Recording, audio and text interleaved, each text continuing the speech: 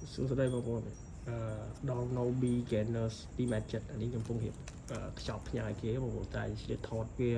ក្រោមភ្លើងត្រូវភ្លើងមកពណ៌ស្អាតមែនតើបាទខ្ញុំថតឲ្យមួយមើលនេះ 2.75 2.75 ចុងអក្សរ H បាទ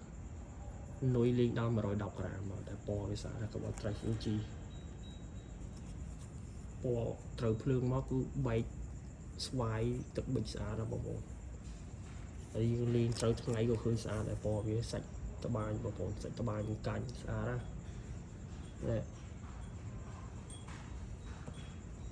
នេះ 2.75 បងតម្លៃអែមតម្លៃតែជាង70ឯងបងប្អូនត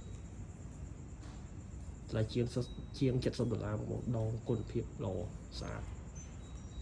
ហើយមាន 2.60 ហើយមាន 2.75 ហើយ 3.05 ក៏មានដែរមួយអាទិត្យទៀតមាន 3.05 ហើយមានទាំងចុង H និងចុង XH 3.05 បងប្អូន